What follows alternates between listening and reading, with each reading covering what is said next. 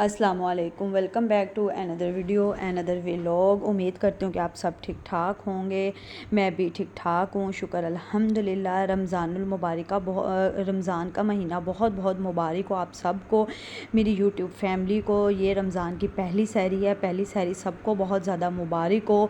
उम्मीद करती हूँ कि आप सब खैर खैरियत से होंगे और सब ने जो है वो रमज़ान मुबारक का पहला रोज़ा रखा होगा। यहाँ पे जो है वो मैं सहरी बना रही थी। सहरी में जो है वो, जैसा कि मैंने आपको पहले भी बताया है कि मैं भी और मेरे हस्बैंड हम दो लोग ही तो हैं फैमिली में, तो हम लोग जो है वो पराठा वगैरह नहीं खाते।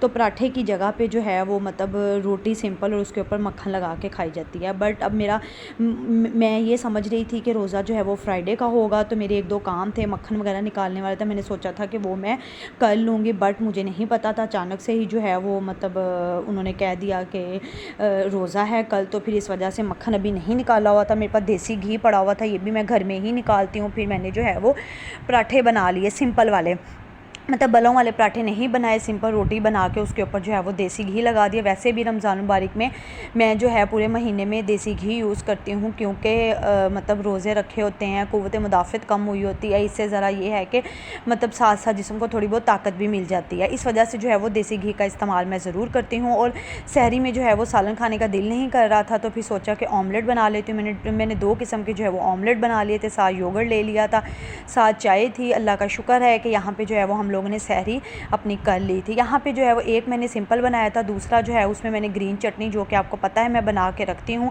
वो मैंने ऑमलेट में ऐड की। तो इसके वाला जो है वो बहुत ही मज़े का बना था। मतलब ऑमलेट जो है ना ये, क्योंकि इसमें पुदीना ऐड था, तो पुदीने के साथ इसका टेस्ट बहुत अच्छा आ रहा था। इस ऑमलेट का बहुत मज़ा आया। दो किस्म के मैंने ऑमलेट बना लिए थे, डिफरेंट ऑमलेट बना लिए थे, ताकि जो है वो सहरी करने का भी अपना ही मज़ा आए। उसके बाद यहाँ पे जो है फिर सहरी वगैरह की, उसके बाद चाय वगैरह पी। चाय वगैरह पीने के बाद जो है वो फिर मतलब मैं सो गई थी। सो के उठी तो उसके बाद जो है ज़ोहर की नमाज़ वगैरह पढ़ी, तो साथ कुरान पाक भी पढ़ा। लेकिन अब मैं ये सोच रही हूँ कि डेली बेसिस पे जो है अब कुरान पाक की तिलावत किया करें, ताकि मतलब कुरान पाक ख़त्म हो। कोशिश तो यही है कि मतलब ज़्यादा कुरान पाक ख़त्म हो सकें, लेकिन अगर एक भी पढ़ लें अपनी बिज़ी रूटीन में से टाइम निकाल के, तो मतलब कोशिश मेरी ये है कि मैं ज़्यादा ख़त्म करूँ।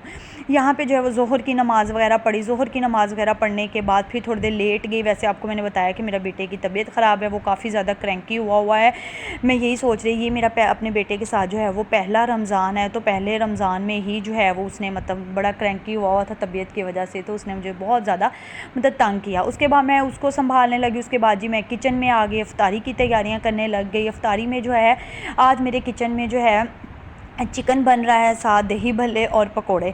यहाँ पे जो है सबसे पहले मैंने सोचा कि मेरी ग्रीन चटनी जो है वो ख़त्म हुई है, चलो मैं पहले अपनी ग्रीन चटनी रेडी करके रख लेती हूँ। आप चना चाट बनाएं, दही भल्ले बनाएं या कुछ भी बनाएं, तो उसमें जो है ये थोड़ी सी ऐड कर लें, तो उससे मतलब बहुत ज़्यादा अच्छा मतलब टेस्ट बन जाता है। यहाँ पर मैंने हरा धनिया लिया था, पुदीना लिया, हरी मिर्चें ली और नमक वगैरह मैंने इतना यूज़ कर दिया कि अगर आपने ऑमलेट वगैरह बनाना है तो ऑमलेट के अंदर दोबारा से नमक डालने की ज़रूरत नहीं पड़ती। इसके ही जो है वो मतलब 2 चम्मच डाल लें तो मतलब ऑमलेट आपका रेडी है। ना तो उसमें कोई मिर्च वगैरह डालने की पड़ेगी, क्योंकि इसी के अंदर मैंने हरी मिर्चें वगैरह डाल के यहाँ पे जो है वो मैंने निकाल ली थी। निकाल के इसको जो है वो फिर मैंने फ्रिज में रख दिया था। यहाँ पे मेरी ग्रीन चटनी भी रेडी हो चुकी थी।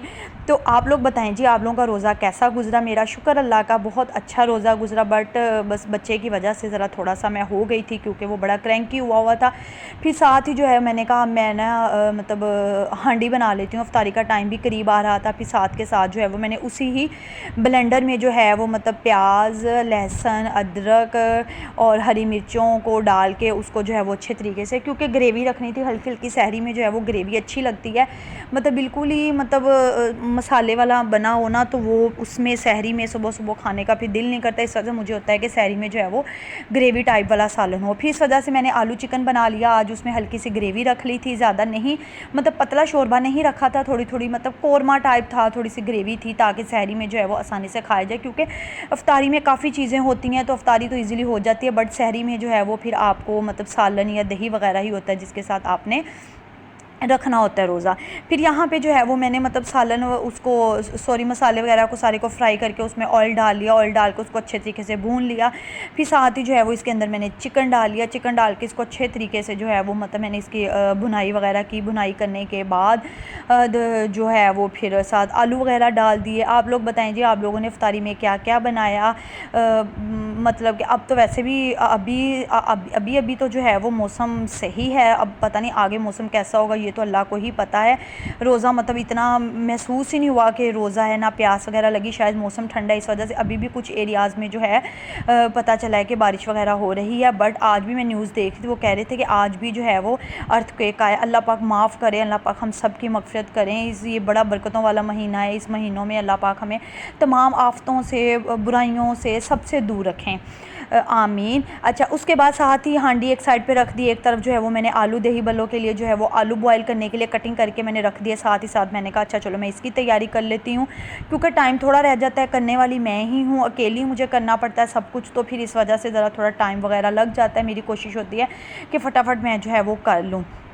यहाँ पे जो है वो दही वगैरह लिया मैंने, उसको अच्छे तरीके से मिक्स कर लिया। उसके बाद नमक डाला और साथ मैंने थोड़ा सा चाट मसाला डाला था। बाकी मैंने ग्रीन चटनी ऐड की थी इसके अलावा, और मैंने हरी मिर्चियों टमाटर वगैरह कुछ ज़्यादा स्पाइसी, क्योंकि सारा दिन का रोज़ा होता है और जब इफ्तारी के टाइम एकदम आप इतनी हम लोगों ने इतनी चीज़ें खा लेते हैं और दूसरा स्पाइसी चीज़ें खा लेते हैं तो मैदा जो है वो स्टमक अपसेट हो जाता है। तो फ़ायदा कि अपने स्टमक को अपसेट करने का बेहतर ये है कि पहले ही आप नॉर्मल तरीके से चलें, ताकि सारे रोज़े हम लोग रख सकें बीमार होने की बजाय।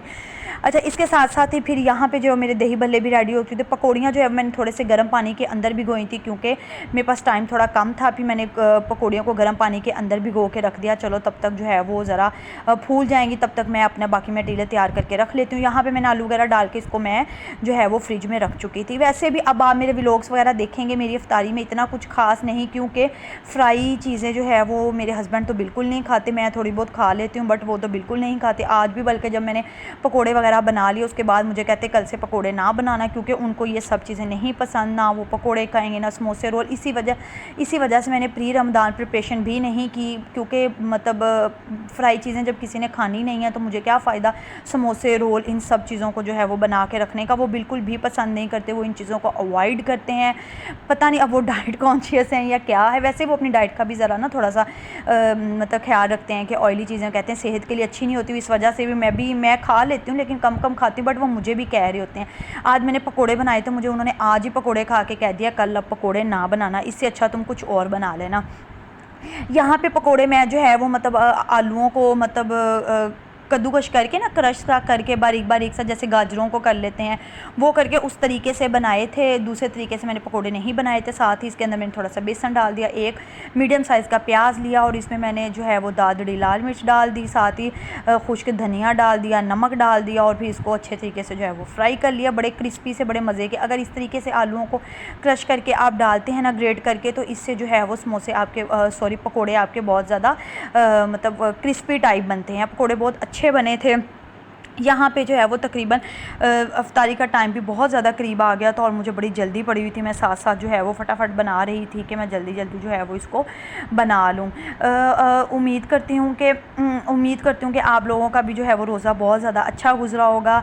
बस आप मुझे भी दुआओं में याद रखिएगा, मैं आप सबको दुआओं में याद रखूँगी, क्योंकि एक दूसरे के लिए ही जो है वो दुआएँ हम लोग करें तो ही जो है मतलब किसी के लिए अगर दुआ करें तो वो हमारे हक़ में भी, उससे पहले हमारे हक़ में जो है वो कबूल होती है। यहाँ पे मैंने पकोड़े रखे हुए थे, मेरे ऑलमोस्ट जो है वो फ्राई हो चुके थे। उसके बाद साथ एक तरफ जो है वो मैंने जामे शीरी बना लिया था, क्योंकि जामे शीरी तो जो है वो तो इफ्तारी की और दस्तरखान की शान है, रोज़ों में स्पेशल।